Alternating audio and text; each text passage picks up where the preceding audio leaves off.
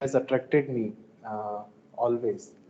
And I started this journey on 27th August 2017 from Rajasthan. Rajasthan is my birthplace. Uh, I'll give you a short intro of my background. I was a journalist before this journey. I was working in Jaipur as a journalist, and I was also working as a content writer with a PR firm. And while doing that work, I realized that travel is something I want to do. Everyone has a dream. You also uh, have a dream to travel somewhere. But my idea was different. Uh, I wanted to cover it earlier by motorbiking. But when I started motorbiking, I realized that it's not my forte. I didn't like it much because it was very quick, it was very fast. I was not focusing on learning something. I was just clocking some kilometers.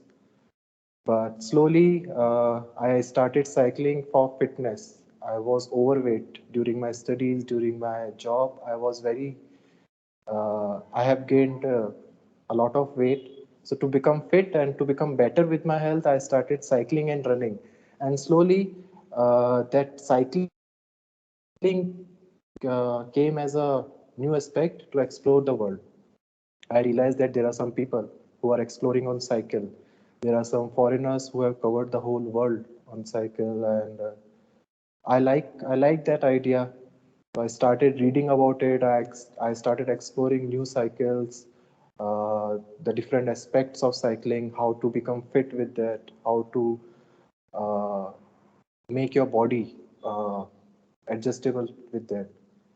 So slowly in 2016 and 2017, I started cycling to nearby areas, nearby states like Delhi, Punjab, Haryana, and I also made some records. There is one French club, Odex Club Parisien. So some events are organized like 600 kilometers, 400 kilometers within 40 hours, within one day. So I completed those events and I became a super engineer from Rajasthan. And in 2016, I also uh, made a national record by covering Golden Triangle. If you know, Golden Triangle is the route which covers Jaipur, Agra, Delhi, Jaipur. It makes a triangle on Google Map if you connect three cities. And the circuit has a 700 kilometer.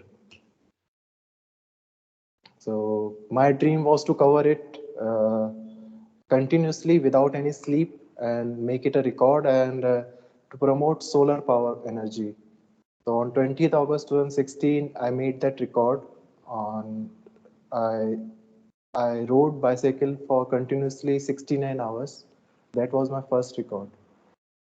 So in 2017, I got this idea to cover the whole country. Like I'll ask you a question.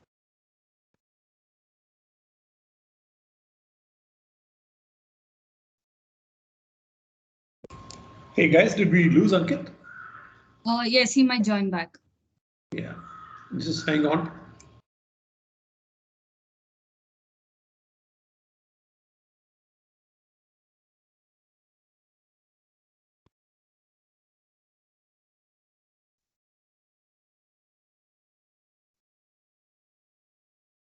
Sorry, you are good.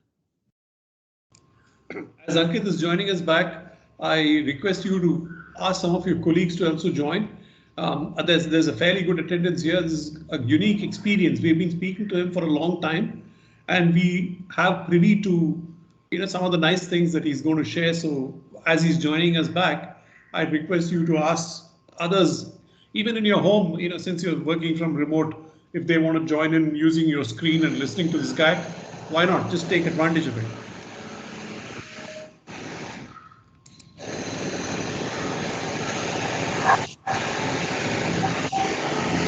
I think Ankit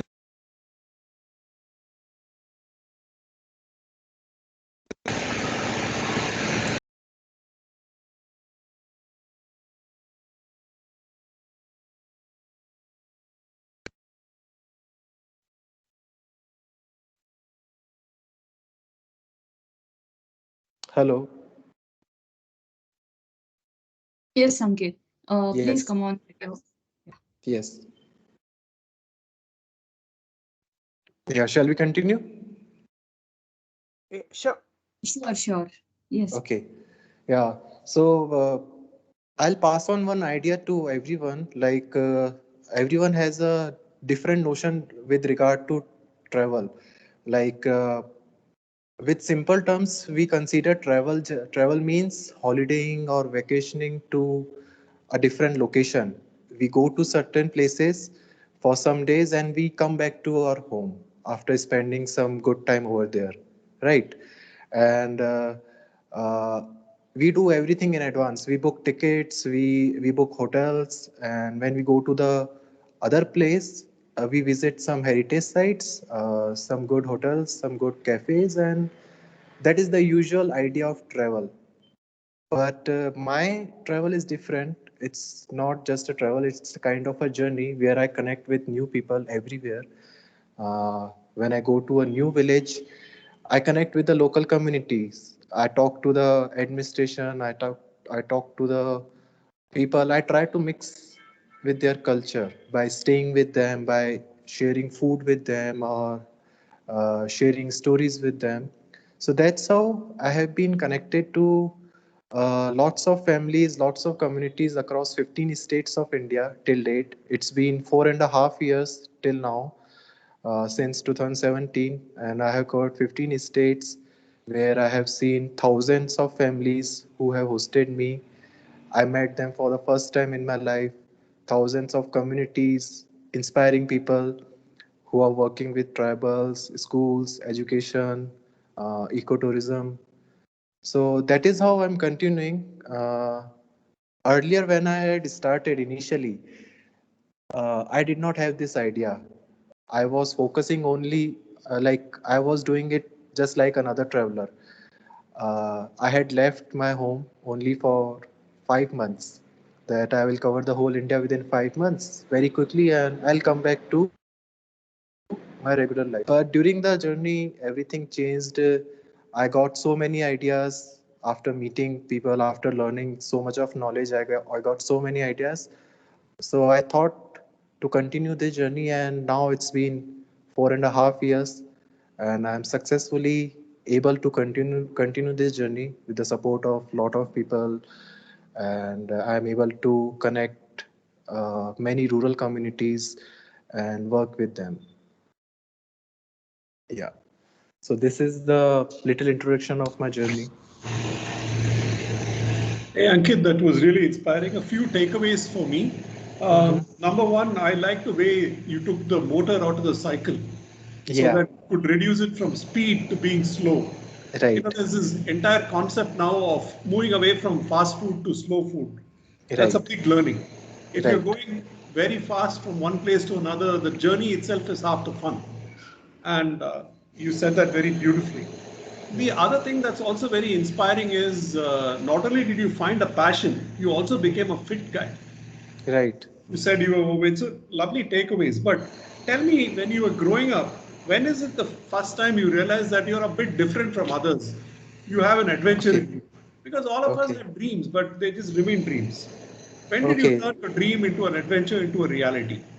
Uh-huh. Um, I think during my academics, I was very simple. I was during my academics, during my school and college time, I was focusing on a regular life. I wanted to become a just a regular guy, like a with a corporate job, with a stable lifestyle, and with a stable one house property. That was my dream until 10 years ago. But I think during 2012 and 13, I started taking risk with my dreams.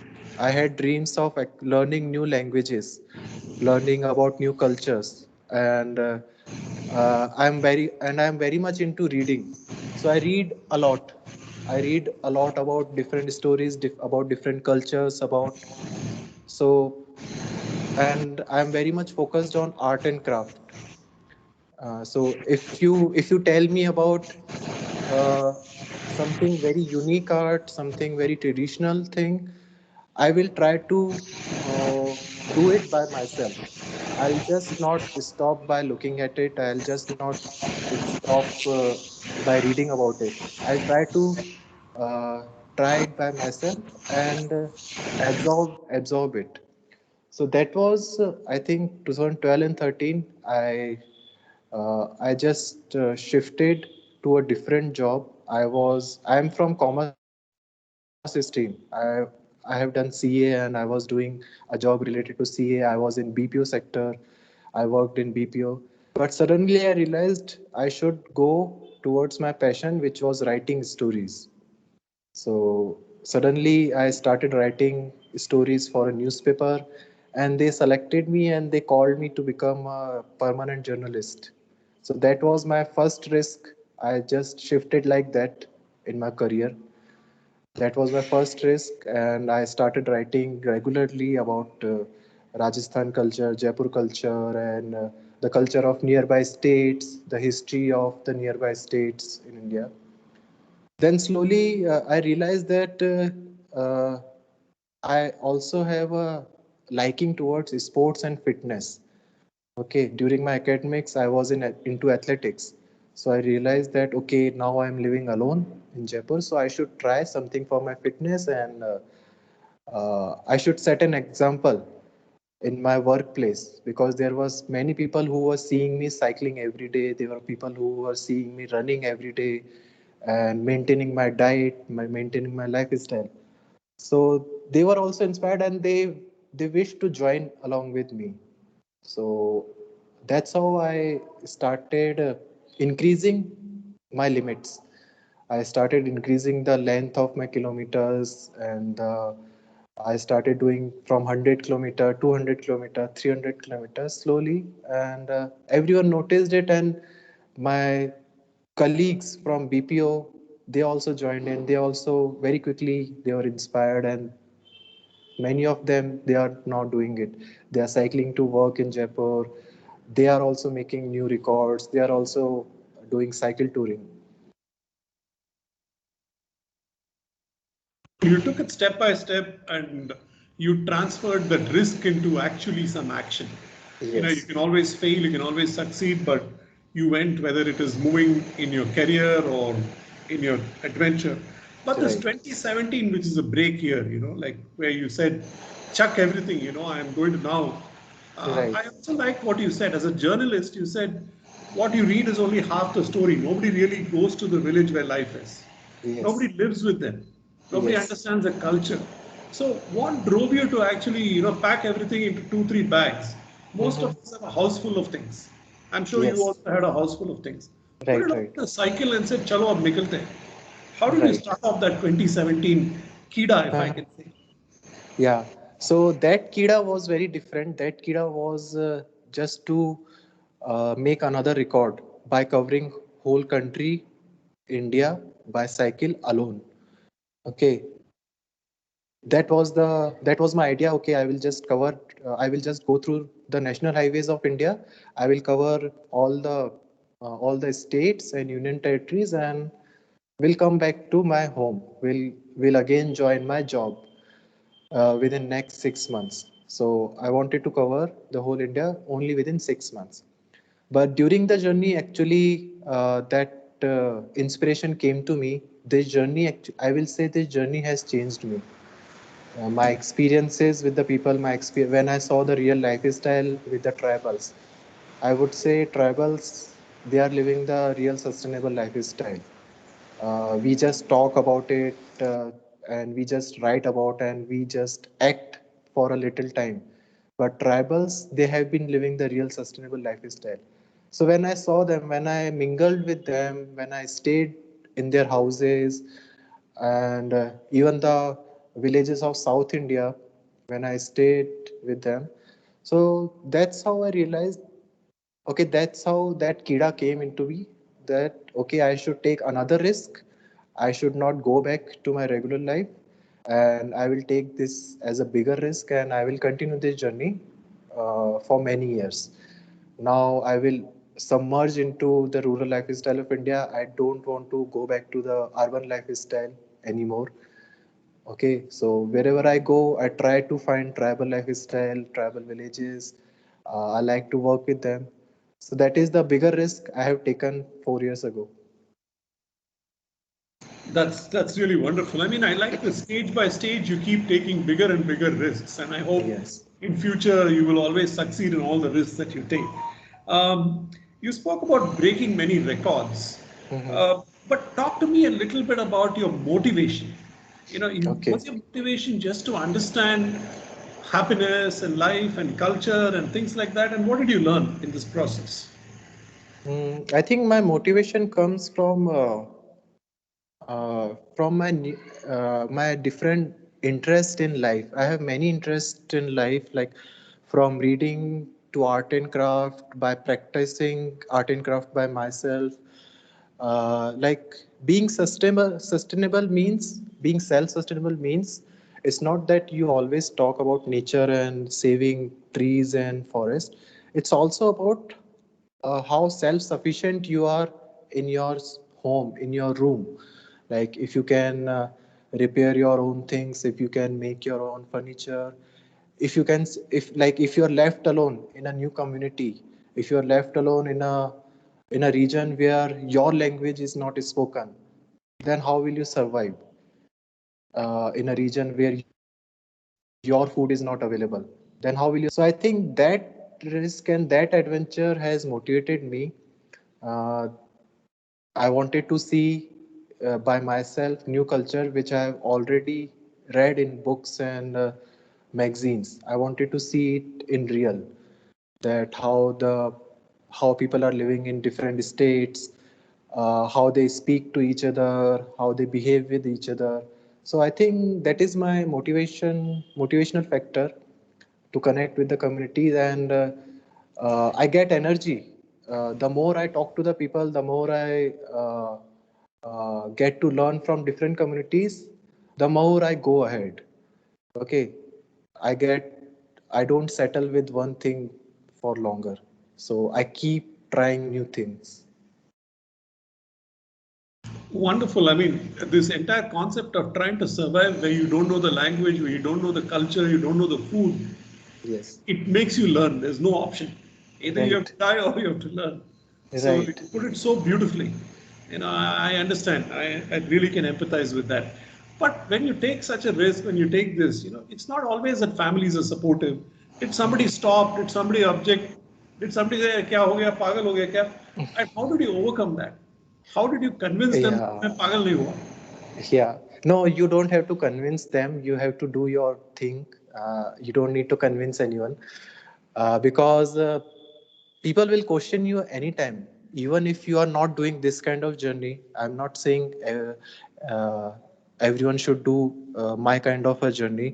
Even if you want to leave your job and you want to go to a new city and you want to settle over there, or if you want to start a new business on your own, you will be questioned. You will be questioned by everyone, and you will have to see objections. Okay, why do you want to change your job? Why do you want to start this business? Why do you want to become a teacher?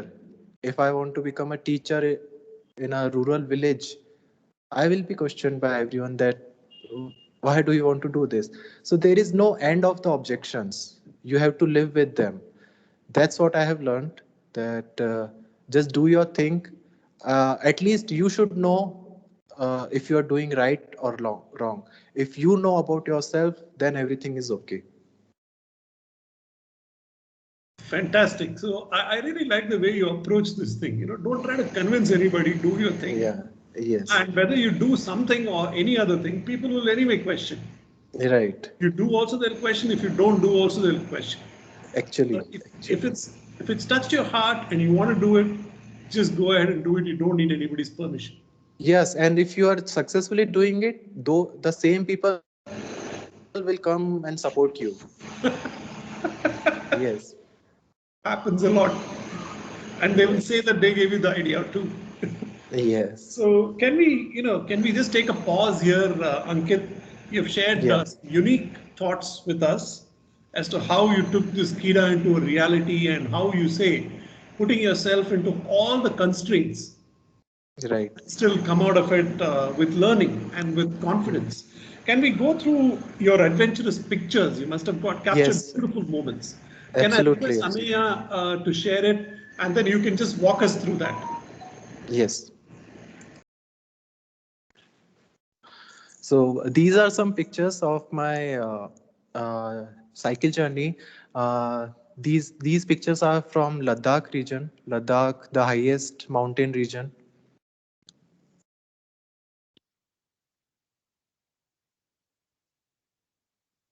Yes. So this was my initial leg of the journey when I was covering the northernmost region of India. Next photograph.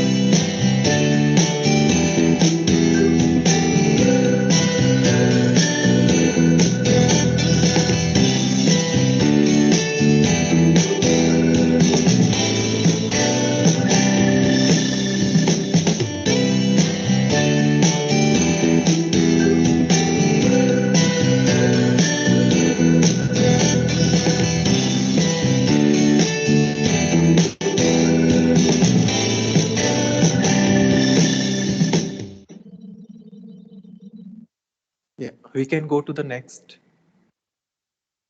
Next.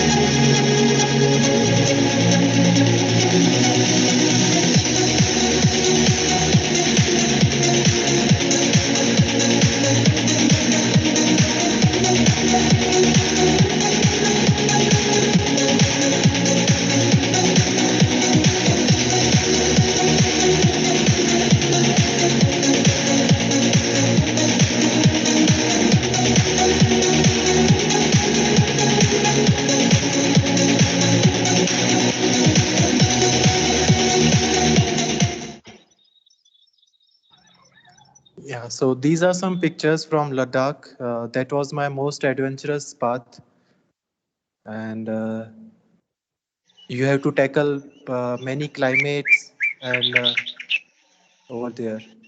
So most of the time, Indian Army was helping me over here.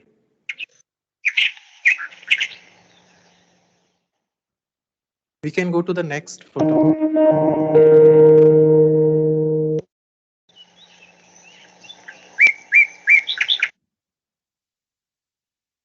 Next.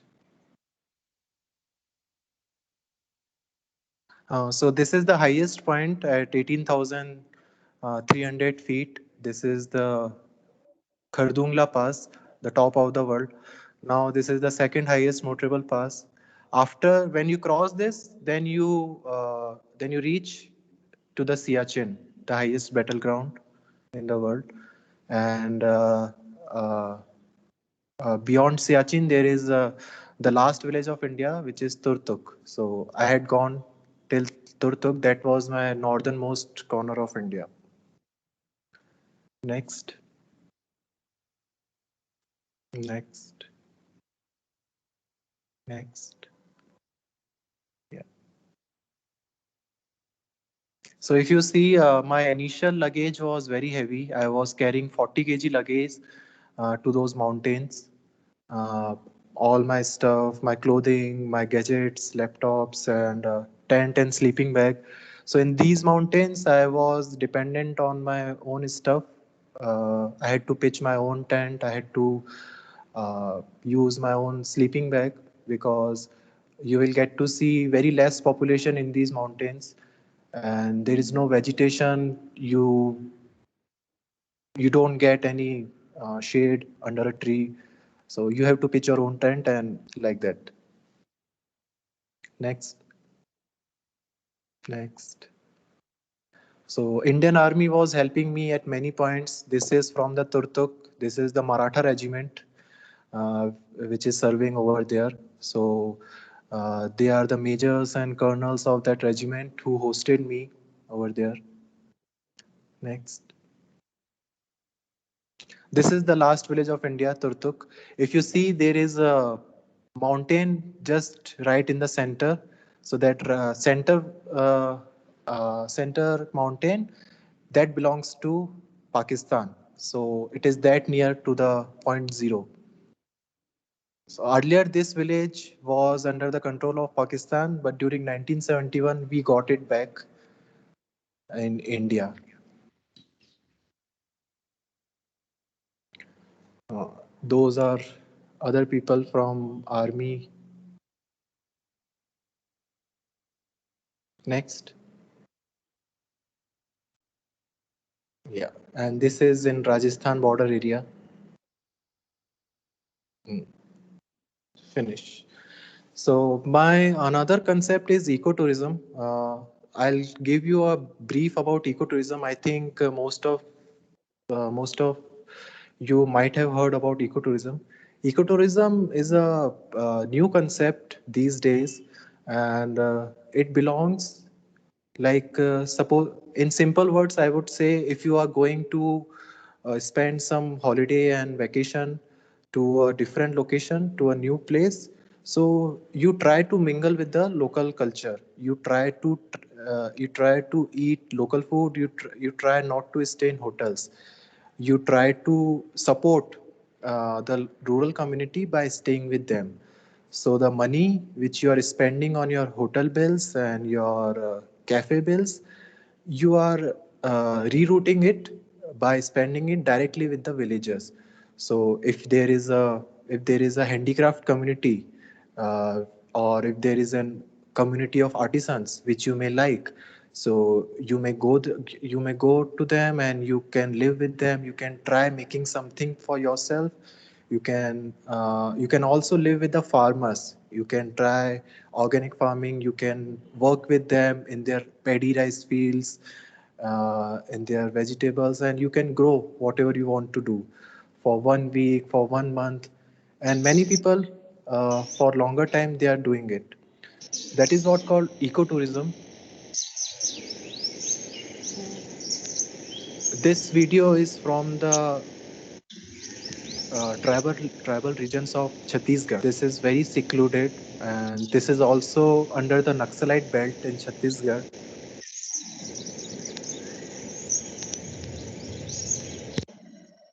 Next. Yeah.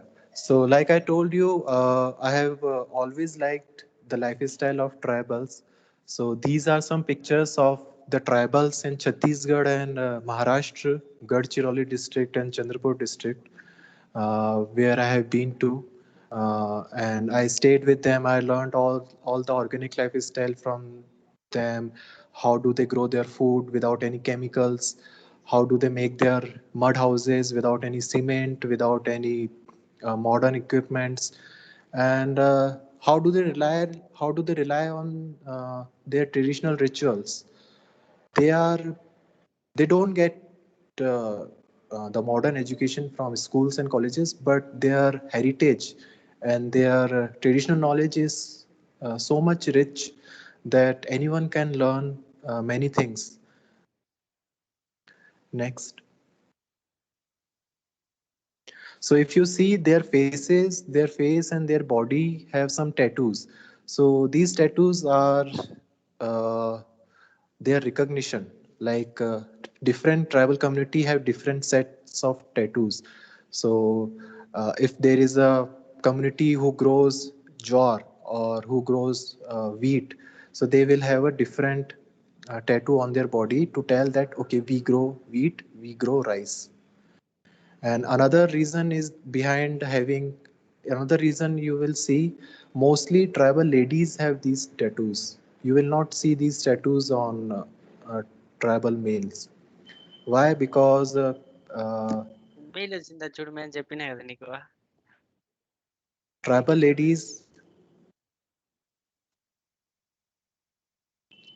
ladies, they have this notion that earlier when Britishers were ruling, so Britishers they were not very good with the tribal ladies. So to hide their beauty, to hide their natural beauties, tribal ladies used to uh, hide behind these tattoos so that they can escape from British rulers. Next. These are some communities and houses where I stayed and I get to learn their lifestyle. Next, next, next. And this is another village in Maharashtra. Like I have also explored artisans community and the traditional handicraft of India. And there are many villages which we are not aware about. We don't get to hear about them in news channels and any websites, but these villages are very hidden. So this is one village which is called Kagzipura in Maharashtra. So by the name itself, it says it is the village of paper. So in the next video, we will see why is it called the village of paper.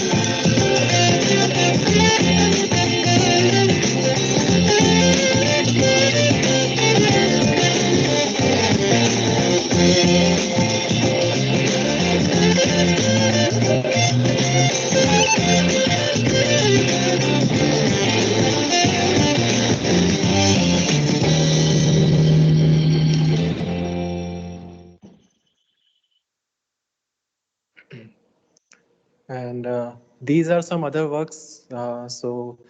During my ecotourism and my sustainability works, wherever I go, I try to make something useful with the villagers. So what you see in this picture, these are called seed balls. These seed balls, they are made with the paper pulp, old waste of papers, and inside them we preserve organic seeds of fruit plants, some trees, some indigenous trees, and some vegetables. So whenever you see a barren land, you can throw these seed balls and they will automatically, whenever there is a rain, they will automatically sprout and they will become a plant. And you can, by making seed balls, you can preserve seeds from predators like birds and some other predators. So these seed balls are very useful things, and many villagers now they are into making seed balls. Next,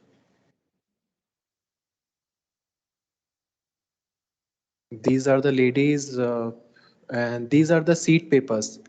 The papers are handmade from the waste, and if you see the border of the papers, they have some seeds.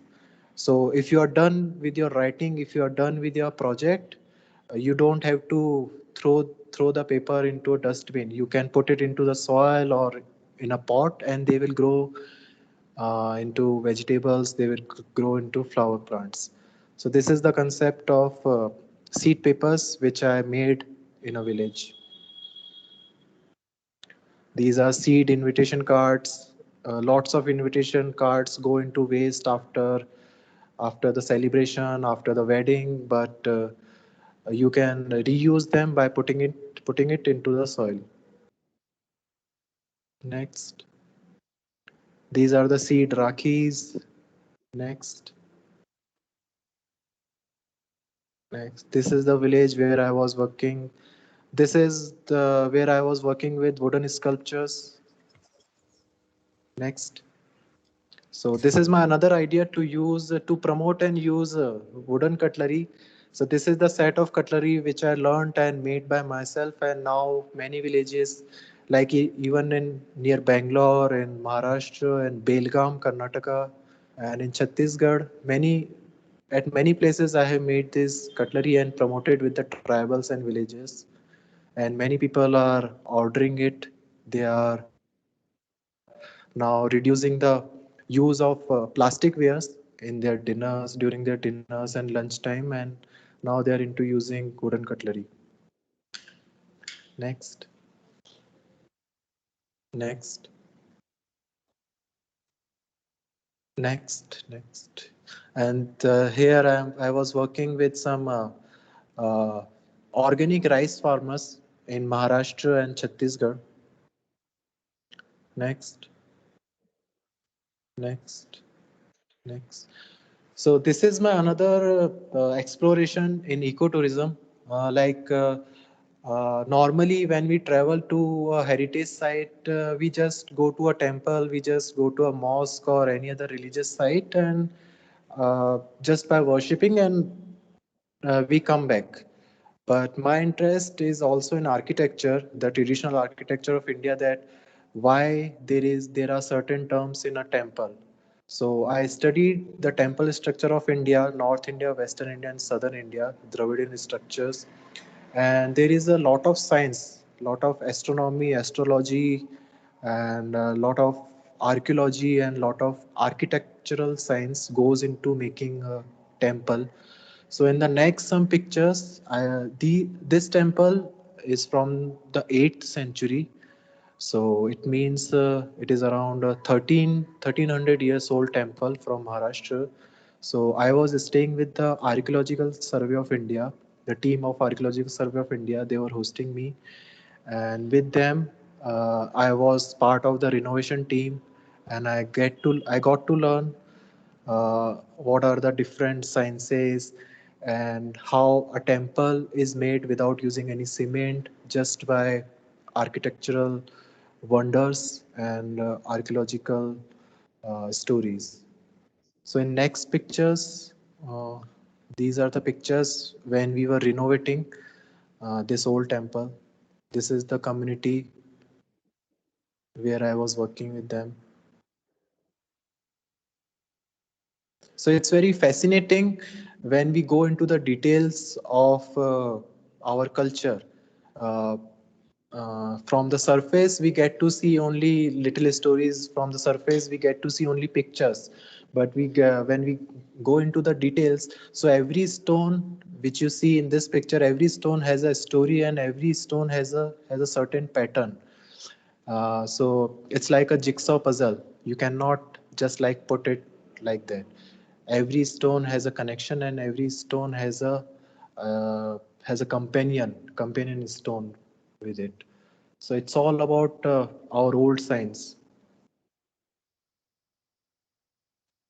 Next, next, next.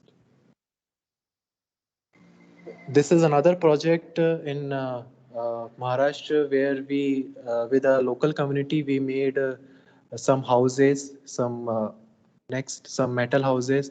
So this is the community of architects, local architect boys, and next picture. Yeah, this is how we were doing calculations, and we were trying to motivate local people that how can how can they make different kind of homes, okay, which are very big. They have enough space, and you don't need to use stones and cement. You can use just metal and wood and some mud, and you can make a beautiful house, a very sustainable, beautiful house. Next. So this is how we were erecting that house, metal and wood house. Next. These are some communities. I am also interested in the traditional musical instrument of India. I have visited some villages like in Tamil Nadu, there is a one village, and in Andhra Pradesh there is one village which is called uh, the Veena making village.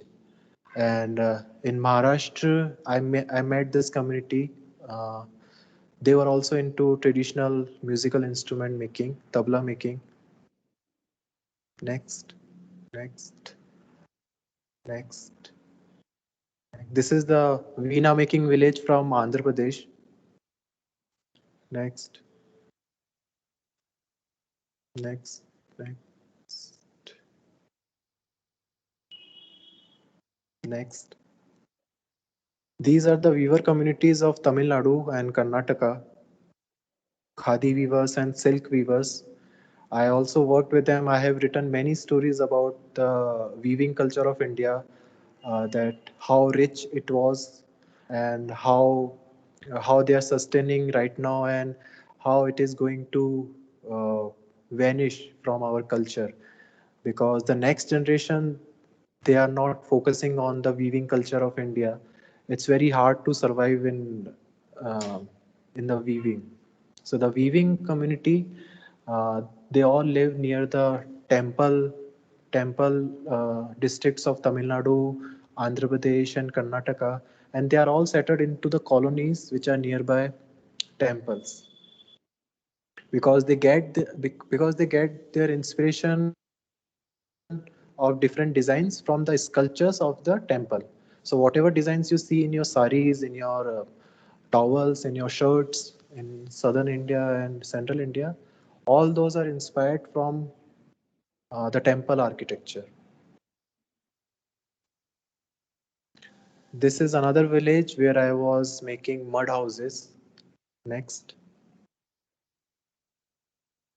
This is how we make mud balls with different kind of muds and different kind of uh, this is the community, this is the artistic community where I was teaching children how to make mud houses and mud oven. Next. Yeah. So if you have any question till now, you can ask me.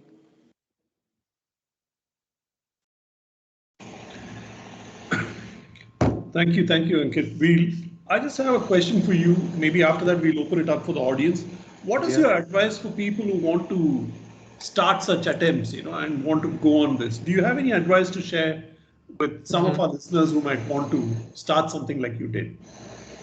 Okay, so if you like, My journey is very different. I have started it for many years. I have left my regular lifestyle. I have decided to to be in this journey for almost many years. Like it's already been 4 to 5 years. I think if someone, I think no one wants to do like this. Even if someone wants to do it for 6 months or 1 year, uh, that takes a lot of courage on your part. So you have to decide it for yourself. If you're really interested in exploring the world, if you're really interested in exploring the rural lifestyle, there are some people who may want to shift from urban lifestyle to rural lifestyle. So they can start this kind of journey, not by cycle. It's not necessary to use a cycle. You can use any medium. The main thing that how much you are comfortable to connect with different people every day. You should be comfortable with that. How much comfortable you are to talk with a person from a different language. How comfortable you are to stay at a different place, which is not like your own house. So you should be comfortable with those risks, with those adventure. If you are comfortable, then you will get to see a beautiful life over there. If you are comfortable with everything, if you are okay with everything, then I promise you will get lots of beautiful experiences. It's all about stepping out of your comfort zone and getting used to things that you've never done before. Yes. We have a question, some of the things that you shared with us, many of us want to buy. We have Shailendra, who is a Sassian for a very long time and himself our, eco champion. He says, can you Okay. please share one of the best experiences that you have faced and one of the worst experiences and how did you overcome it? I think my best experiences will come my next set of photographs. And during last 1.5 years, during COVID lockdown, I was in Bangalore and Krishnagiri district, which is nearby Bangalore. So I was making an eco village.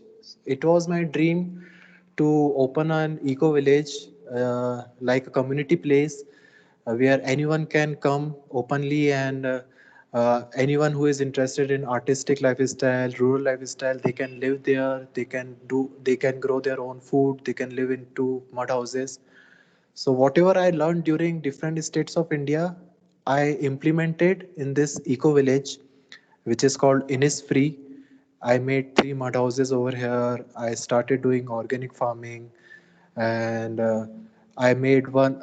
We made 2 dry toilets where we don't consume much of the water. Uh, we use toilets like a traditional thing. Then we also cook food with mud ovens, with a traditional kitchen. We don't buy uh, any chemical from the market. We recycle our plastic waste and we use it into our mud houses. So that is I think that is the best experience I have had. And I don't think I have a worst experience from outside world.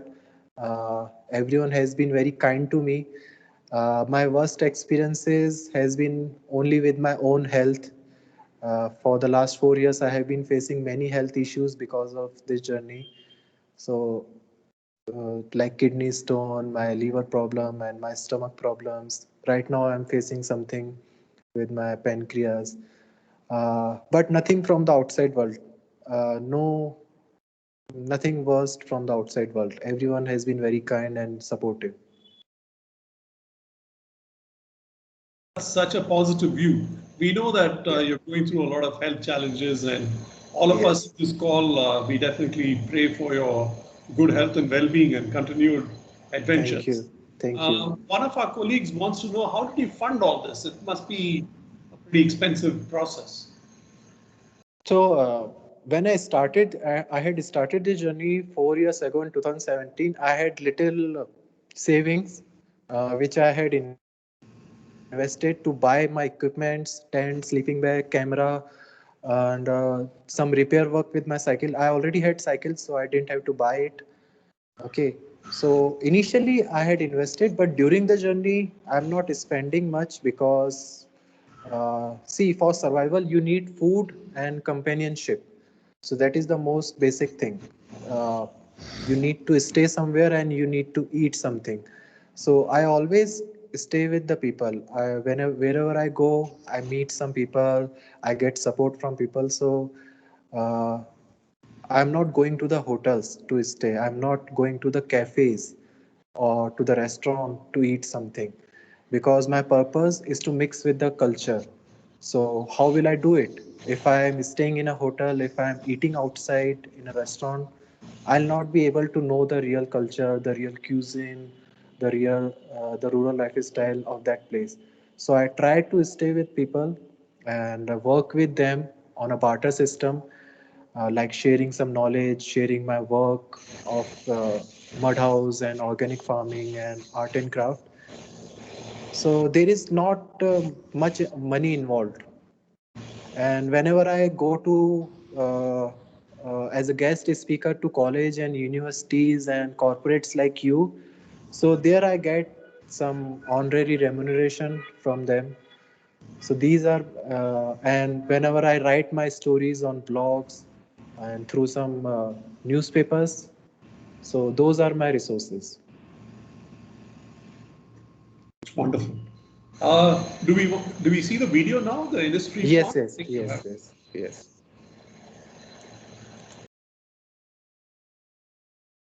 So this is just 90 kilometers from Bangalore. It's on the way to Hoganical waterfalls. Waterfalls.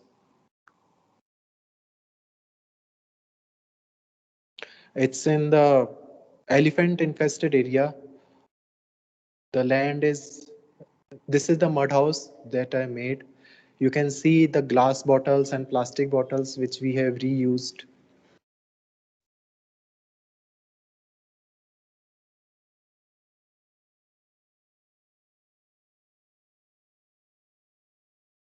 So this is one mud house. So that is the that patch with, here we are doing the organic farming to grow vegetables.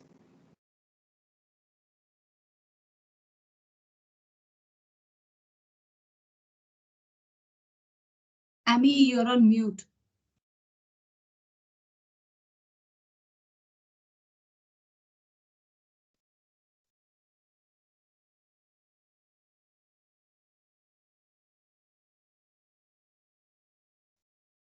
That is the another mud house that is in hexagonal shape. That is the another technique of mud house making.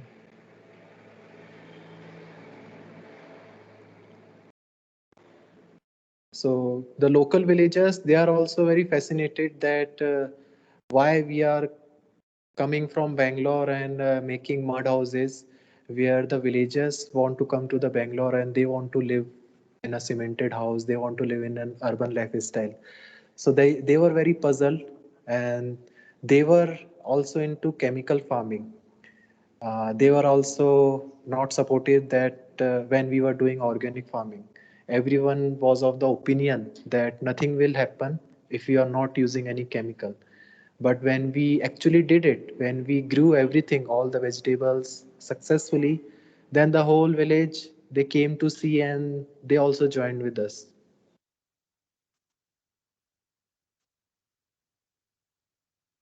So these are some activities.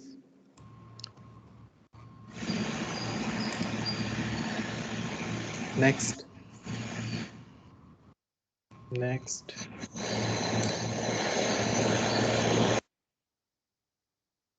next.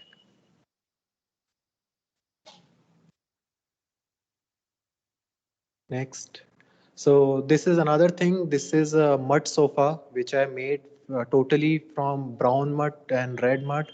And if you can see, there are some plastic bottles.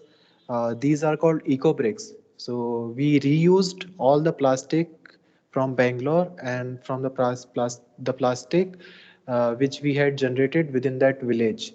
So all that plastic was put back into the plastic bottles like cold drink bottles and juice bottles, and we filled it, and it became so tight that it can work as an eco brick.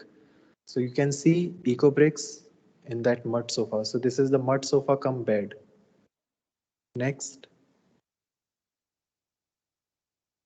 next. So this is how we are uh, putting plastic bricks, the plastic bottles which are filled with the plastic waste. Next,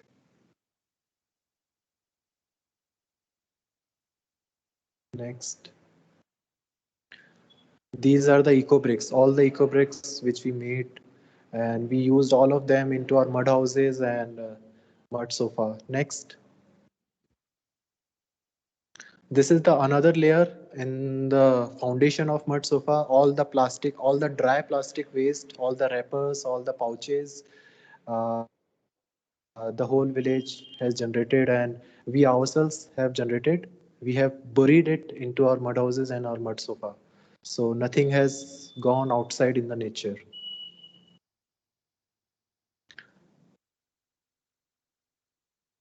Next. So this is the mud house.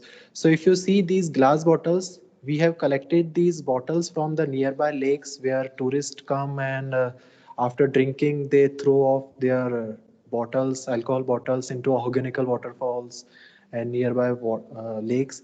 So we collected all those alcohol bottles and we reuse them as an eco brick and as decoration into our mud houses. Next, next, next. So this is how I was using these bottles, which we collected from the touristic spots nearby Bangalore and nearby that village. Next, this is the interior. This is next. This is the final picture of that mud house. This is another mud house which is in hexagonal shape. This is the interior of the hexagonal mud house which I made, and the plaster is also inspired from Chettinad region in Tamil Nadu. I was in Chettinad and I learned this technique of wall plaster, uh, which is called egg plaster. So the white portion which you see, it is made from lime plus egg white plus curd water. So this is how the natural shine of white color comes. You don't need to put any chemical for the shining, and it stays for a long time. Next, next. Here I am making that hexagonal shape mud house. Next. This is how we collected bottles from Hoganical waterfalls and nearby lakes. That is, this village comes under the Cauvery North Forest Reserve, which is the elephant infested area, and Hoganical waterfalls is also nearby. So, at most of the touristic place and all the lakes, you will see these alcoholic bottles thrown by the tourists. So, we try to collect them as much as possible and reuse them in our land.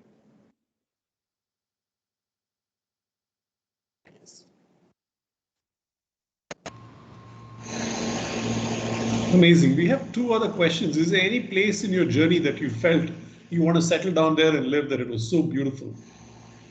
Did you come Sorry, come across a again. place? Did you come across a place that was so beautiful where you felt that you want to settle down and live? Yeah, I think there are two places. One is the tribal region of Chhattisgarh, the tribal forest of Chhattisgarh, which is so pure, which is so clean with air and water. And the community is very innocent. The people over there, they are very simple and simple at heart, very innocent. So I wish to visit it again. Uh, and I want to work with them also in their villages. And the next thing is that next place is this eco village where I'm working near Bangalore. So these are the two places. Wonderful. How long does it take to build a mud house? It depends on the structure and the area. Like the picture I have shown you, the small hut, it was around 180 square meter. Okay, it's 180 square feet. So It took us 25 days to make it very quickly. And the another mud house, which is in uh, hexagonal shape, that took around 3 months.